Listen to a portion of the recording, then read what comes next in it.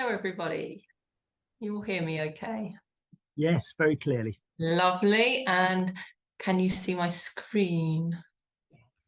You can, if you are able to There put we it go. in full screen, that would be great. Oh, that's perfect. Full Okay, screen. over to Lovely. you. Thank you very much. My name is Amy, and I'm from Homestart in Portsmouth. We're a charity that supports families with children aged 0 to 5. I first met Sanjay virtually because I think it was probably still COVID-y back then, a couple of years ago. It's been really interesting to see how Healthier Together can work really well within the voluntary and community charity sector that we work within. We really think that if you can help and support volunteers and families in those early years, those stages where, as I'm sure you're aware, as health professionals, children's brains are growing exponentially in those first 0 to 2 years. If you can get as much right as you can in those early years, it can make a real difference to children's lives as they grow up. They talk a lot about the first 1,001 days from conception to 2 years old. So Homestart exists to be able to support those families to be the best that they can be and give their children a stable, loving and nurturing environment in which to grow from. So we train up our volunteers from the community. We've got a new course actually starting this Friday for our new volunteers. They have some really thorough training to be able to support families with the various needs that they might have. It's not an easy job being a parent. I'm not sure how many on the call here have children, but probably like me thought you'd be absolutely brilliant at it, you'd ace it, but it's really hard. It's very tiring, and even if you've got the best circumstances in the world, it can be really, really tricky.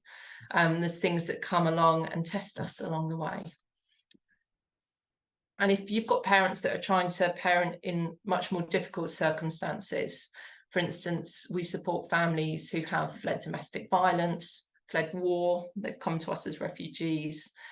We support families who are single parents with mental health difficulties. And if any of these factors are in place, it can make it really challenging to be a parent. So the kind of support that we offer at Homestart and the training that we give to our volunteers is non-judgmental. It's really important to us that families don't feel judged. We like to be compassionate and empathetic towards them. And our help is always confidential. We don't share any of the things that we're told. And the thing that we find really unique about Homestart and other charity and voluntary organisations is that we go into people's homes. All our volunteers are trained in lone working. We go into families' homes to help them with any struggles that they might be facing. For some parents, it's a challenge sometimes to get out of the house. So to have someone come and maybe help everybody get ready to, say, go to the park, it can be really impactful.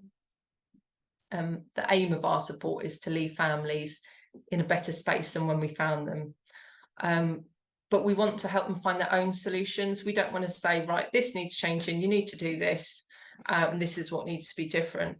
A lot of the time people can recognise the issues that they have, and they're the best people placed to be able to find their own solutions. It's their job to recognise the changes that they'd like to make. And the beauty of Homestart is, and other charity sector as well, is that we're not statutory. People don't have to come to us for help. It's a service that families choose to have. So this is just a little overview of the projects we run, so you can get an idea of how, in the different ways that we support families. So the core of Homestart has always been home visiting. The original Homestart was set up in Leicester in 1973, so 50-year anniversary this year. And since then, Homestarts have grown all across the country. So for our home visiting support, a volunteer will go into a family's home for 3 hours a week for up to 6 months. And during that time, we can really see changes happen for that family. The home visiting support is a home visitor, health visitor referral. I heard you speak earlier about health visitors, Zara, and we find them invaluable in the work that we do as well. We help parents develop the confidence and skills that they might need to get themselves through a tricky time. And alongside that project, we also run various other projects. And one of them is our parenting support project, which is the nurturing programme. It's a programme designed for parents to be able to learn skills and tools to develop their parenting skills. It's around boundaries, behaviour, it's about compassion. And we talk a lot about feelings and emotions and the feelings that happen behind the behaviour in children. It's one of my favourite projects. I absolutely love it. It's amazing to see the difference in families from when they first come to the end of the 10 weeks. They've normally built a lot of great relationships within the groups and peer support. It's got a creche so that it's childcare is not a barrier, gives parents 2 hours to themselves. And it lets them have that time to really think about parenting and the things they want to change. We also delve a bit into their own childhoods as well, because that obviously impacts the way that they parent their children. We also have our Big Hopes, Big Futures project. That's funded by Children in Need, and it's for children during their last year before they start school. So volunteers will go into homes and dedicate one-on-one time with children, help them learn to put on a coat, hold a pencil, potty training, anything really that will help them in their journey into their school life. We also run, and we're really proud to run all the a lot of the Stay and Play groups across the city in Portsmouth. All our groups are free. We don't want there to be any financial barriers to parents attending. And we want them to be able to access a space where their children can play, they can get some peer-to-peer support, they can get a hot drink and a snack, and hopefully drink it when it's actually hot. All of our groups are run by volunteers, and they're run out of all the family hubs in Portsmouth. They can be a real lifeline for families. They might not be, get out much in the week, but those Stay and Play groups, a routine where they, know that they can go to each week. So we are very lucky in the fact we work PO1 to PO6. We're a unitary authority in Portsmouth, so those are the postcodes that we work within. Within those postcodes are some of the most deprived ones, I think, within the UK. Our office is based in Charles Dickens ward, which is definitely one of the most deprived wards within the UK outside of London. So just some numbers about Home Start. We've got 118 volunteers doing a mixture of roles, some of them home visiting, some of them Stay and Play groups, some of them trustees and board members. We supported 315 families through our home visiting support last year, and we had 1,079 families attend the 360 Stay and Play groups that we ran over the year. So that's individual families attending the groups. So I've been asked today to talk about the challenges and the barriers that we think families have when they're trying to access healthcare. I know some of these have probably already been mentioned previously, but from our experience, we find that a lot of our families where English is not their first language can be a big barrier for people, especially when they're attending appointments. We know that some of our families really struggle to make their needs known. They can feel quite overwhelmed in a setting that they're not used to, which then makes it difficult to explain what the problem is.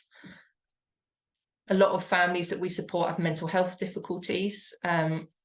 From the referrals that we received, over 50% reported mental health issues as one of the reasons that they were being referred on to us. If parents' mental health is low, it can be really difficult to make that first appointment, and if they don't get through first time, as we all know can happen, they might then decide to give up. We support some families where parents have got learning difficulties, which makes navigating the health system extra challenging. Some of our families have had some negative interactions using the health system. They've been tutted at, and things like that. So the way that our volunteers support families, we do whatever families need, whatever support they need, we're there for that.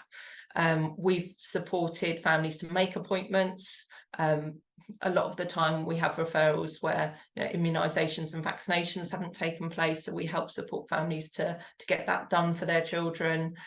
We will go with families to appointments. That might be to help them make themselves known. It might be to keep the children entertained while their family can take on some pretty heavy information.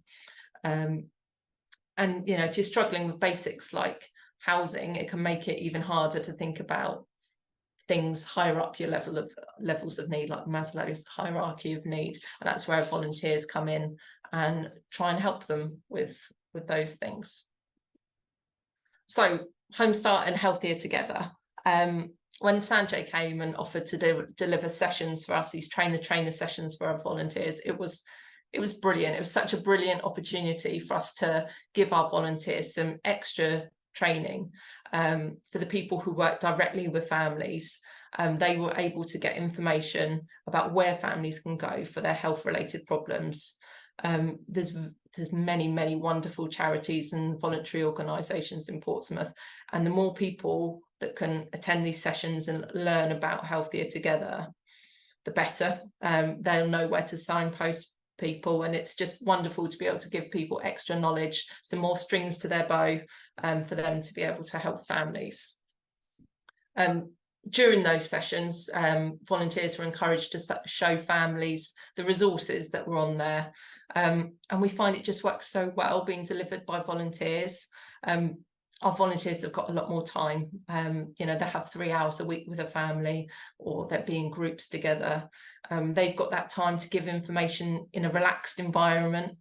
It could be in their home where they feel extra safe and supported. And we think that information that's given by peers, the volunteers are not paid, they're doing this out of their own time. It makes families feel more at ease, and there's a lot more trust there because volunteers have had that time to develop that trust and that relationship with the families. If a family's going into an appointment for the first time, it might be the first time that they've met the person there, the health professional, and it can take a lot of time to build that trust, especially like a lot of our families, if they've experienced adverse childhood experiences or they've had traumatic things happen, trust can be really difficult. So we think that the more people that are able to give consistent messaging about health, the better outcomes will be for vulnerable families. We've loved the support tool on Healthier Together. It's really easy to use. The sliding scales where you can choose between 1 or 5. It's been really useful for volunteers. It's been useful for them to be able to use the signposting tool and the assessment tool, because it's very easy to navigate. Just done a little slide about the feedback that we had from volunteers and the things that they loved. So our volunteers really loved the flashcards. They loved having the information quickly, and to be able to deliver that information has been really good for them. The traffic light system, being able to have it, an easy read version where they've got pictures instead of lots and lots of words, has been really helpful for families where there's learning difficulties. It's very easy to understand red, amber and green. It's something we're all taught from when we're quite young. They love that videos of the famous faces. We love a bit of video from Dr. Ranj. And having the QR code has been really useful. Just being able to scan it and being able to take them wherever they need to go, it's been very good.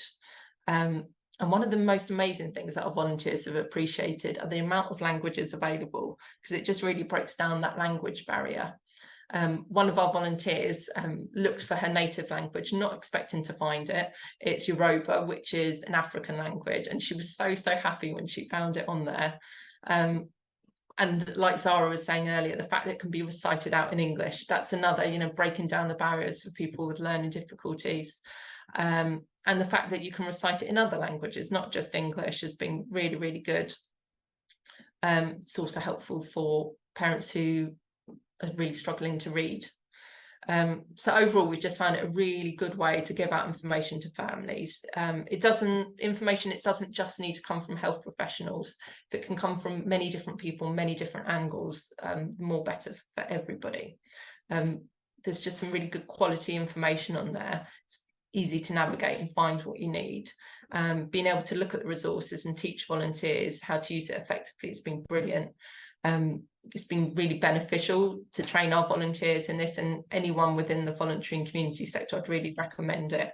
And that is it from me today. Thank you very much for your time. Amy, what a lovely, lovely last talk. And I think that slide you put up now, the bit about the volunteers, is, really nourishing for all of us that work within our programs, because Healthier Together is all about collaborating, and it's all about respecting all these extraordinary people that support families. And as you said, your last sentence almost, it doesn't need to be healthcare professionals that provide these messages to families. It needs to be people that have time and have the trust of these families. And in many cases, that isn't healthcare professionals.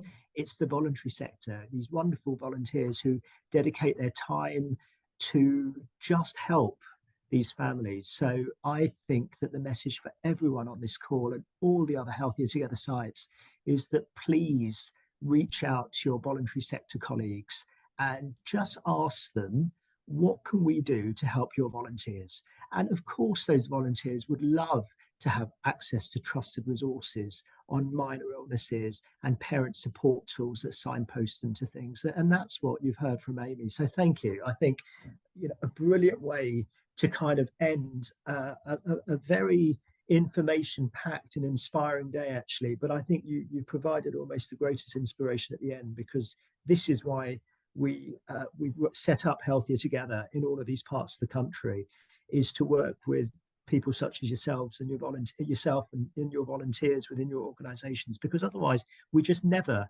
ever have any kind of links with you guys, and yet you do such an invaluable job. So a heartfelt thank you from me for your talk and for the work you and your colleagues do. So I want to thank everyone actually today. I want to thank obviously all the speakers who have just shared their experiences and their thoughts. There have been a few kind of themes and golden threads that have gone through a lot of the talks. I think co-design is one. I think it's all well and good thinking that we know best and then putting stuff out there, but we don't. And as Emma said earlier on, our programs have to have our users at the center of it. And so the only way we will continue to have our users at the center of it is to continue talking to our users, whether that's parents or young people or volunteers for our voluntary sector colleagues. These are the people we need to be talking to, because we need to have stuff that works for them, not for us. And so that's, loud and clear. I've heard that from many of you. I think the bit about accessibility and supporting the most vulnerable families is obviously paramount. People sometimes think Healthier Together is all about reducing GP presentations and ED presentations. I think it's quite the opposite. I think it's a combination of having the sickest patients getting to the right place more quickly, but it's also to create capacity for the most vulnerable families who do experience the greatest burden of illness, partly because of the social determinants of health that blight their families, to have them, provide them with the capacity to be seen in the right place and to get the time to speak to healthcare professionals and others about illness. So we have to ensure that our resources are translated, that they are role modeled by trusted people such as volunteers and healthcare professionals and health visitors and teachers, and that very complex diagram that Alison showed right near the start about all of the touch points and organizations that support these families. We have to work with all of them so that we're all singing from the same hymn sheet. And so it's not only about accessibility and reaching vulnerable families, but also consistency and consistent messages. So I think that's come through. It's really shone through as something that we're achieving. I think digital has come through. Digital is a bit of a double-edged sword, with lots of people worried about the digital divide and digital poverty. I think that one has to be mindful of that, but we also have to recognize that actually a lot of people have access to data now on their phones, and the opportunities it affords in terms of translation and readability, etc.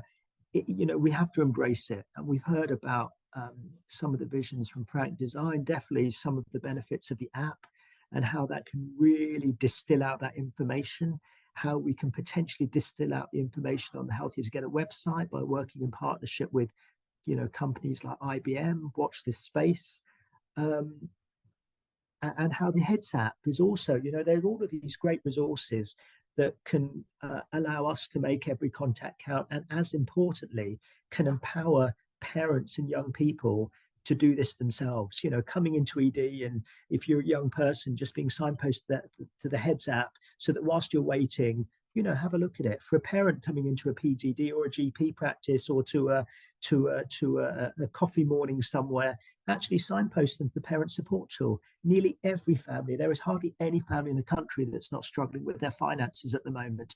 And so just signposting families to what's available could massively make a difference to those families and children. I think the bit that I find very exciting is that we've heard from so many different Healthier Together sites, and what started off with a program with just one site is now harnessing the energy from a huge number of people from across the country. And actually, for me, it means that I get to hear about great innovations, some of which have worked, some of which maybe haven't.